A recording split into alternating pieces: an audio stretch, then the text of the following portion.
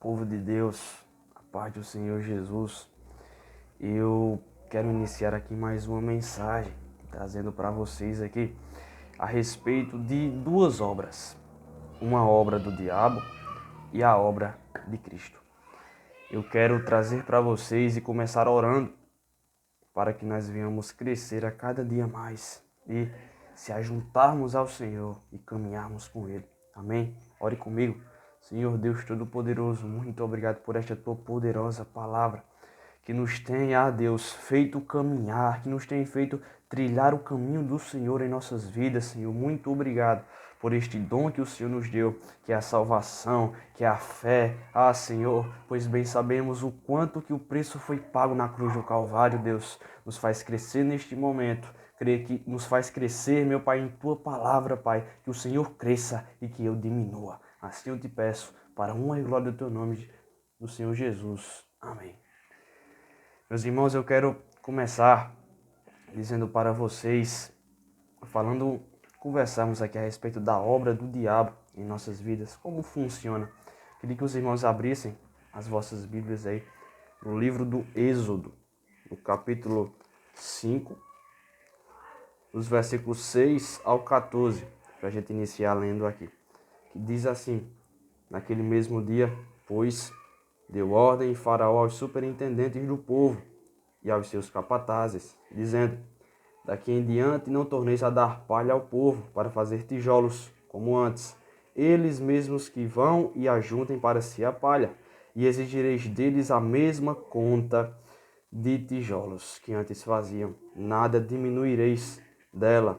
Estão ociosos, e por isso clamam: vamos e sacrifiquemos ao nosso Deus. Agrave-se o serviço desses sobre estes homens, para que neles se apliquem e não deem ouvidos a palavras mentirosas. Então saíram os superintendentes do povo e seus capatazes, e falaram ao povo: assim diz Faraó: não vos darei palha, e de vós mesmos e ajuntai para palha aonde podes achar, porque nada se diminuirá do vosso trabalho. Então o povo se espalhou por toda a terra do Egito, a juntar restolho em lugar de palha. Os superintendentes os apertavam, dizendo: acabai vossa obra, a tarefa do dia, como quando havia palha. E foram açoitados os capatazes dos filhos de Israel, que os superintendentes de Faraó tinham posto sobre eles, e os superintendentes lhes diziam: por que não acabaste nem ontem, nem hoje a vossa tarefa, fazendo tijolos como antes? Irmãos, eu quero começar trazendo para vocês a respeito deste contexto, para a gente entender como isso aponta, como isso funciona nas nossas vidas. Isso aqui é no Antigo Testamento, como funciona hoje isso em nossas vidas. Após Adão pecar, após o pecado entrar no mundo, após nós já nascermos carecendo da glória do Senhor, eu quero falar com vocês a respeito disso.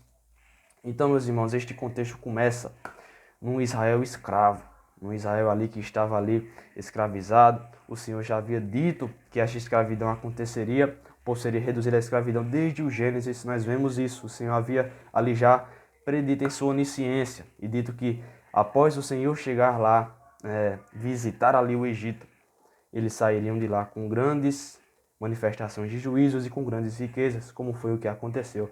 Mas como nós vemos aqui, nós vemos que Faraó aflige o povo de Deus. Após a morte de José, governador do Egito, postado por Deus, os faraós que a Bíblia cita no livro do Êxodo não viram mais Israel da forma que foram recebidos, como convidados de honra. Agora passaram a ser vistos como uma ameaça. Após 3 tentativas de matá-los com tirania e serviços pesados, mas eles cresciam e se fortaleciam como nação. Em seu sofrimento, Deus os fez crescer. Irmãos, olha como isso é maravilhoso. Isso nos lembra aqui, irmãos, o chamado de Deus a Moisés na sarça. O Senhor aparece ali a Moisés ali numa sarça que arde, arde, arde e não se consome. E isso chama a atenção de Moisés e o próprio Senhor fala com ele a respeito dessa sarça no meio de um deserto. Ela pode arder, meus irmãos. Isso nos chama a atenção da sarça, que ela pode arder, mas nunca será consumida. A aflição chega, mas não é para nos matar, sim, para nos fazer crescer, irmãos.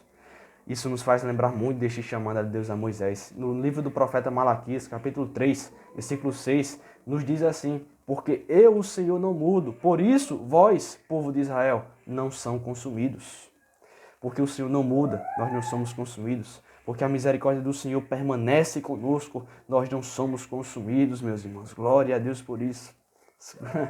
E continua. Então Moisés agora, meus irmãos, regressa ao Egito, pelo mandado do Senhor, para libertar o povo da escravidão.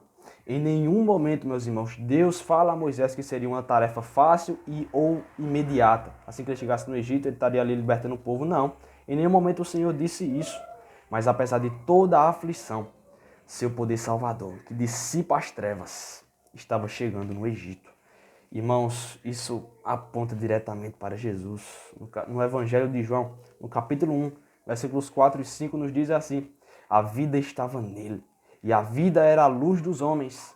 A luz resplandece nas trevas, e as trevas não prevaleceram contra ela. Meus irmãos, isso aqui, o poder salvador do Senhor que tira o povo escravo dali, daquela terra do Egito, e os livra, faz eles passar no meio do mar ali, a seco. Meus irmãos, que poder salvador do Senhor ali, que tirou os egípcios do norte deles, e agora coloca o Senhor para dar a direção, meu Pai. Isso aponta para a vida que estava em Cristo, a vida que dá a luz ao mundo.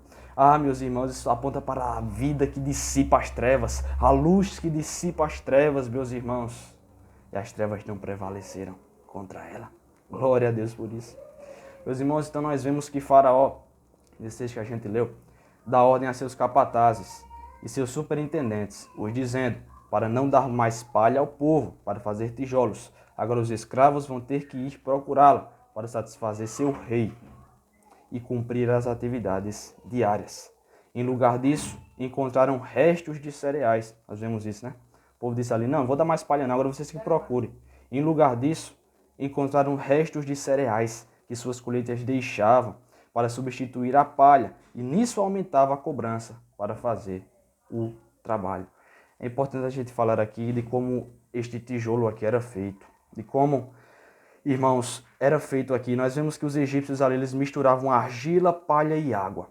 Misturavam argila, palha e umedeciam com água, dando forma à mistura com moldes de tijolos. E os tijolos secavam ao sol. Ou seja, meus irmãos, sem palha não tinha com que misturar a argila. Ou seja, não tinha como fazer o tijolo, nem na quantidade que os egípcios ali diziam para que eles fizessem ali, para que eles trabalhassem. Ou seja, quando a palha saiu da mão deles, eles começaram a sofrer. A cobrança começou a chegar e eles começaram a ficar sobrecarregados. Meus irmãos, o que é que isso tem a ver com a gente? Quero dizer para você que Satanás quer que você viva uma vida de palha e uma vida de restos. Satanás quer que você viva uma vida de palha e uma vida de restos. Porque, como assim? A vida que Satanás quer para a sua vida, a obra do diabo na sua vida é essa. Que você continue ali escravo. Como o Senhor disse, todo aquele que é pecador é escravo do pecado. Ele quer que você continue recebendo a sua cota diária, o seu trabalho diário. Quer viver de prazer, quer viver de vida boa, quer viver de uma vida sossegada, enquanto ainda tem palha. Ele te oferece palha. Ele dá sempre a você a palha que você precisa, para que você continue ali, sendo escravo e nem percebendo que você está sendo. E aí, meus irmãos, quando a palha acaba, quando o faraó se levanta e diz, ei, não, eu vou dar mais palha não.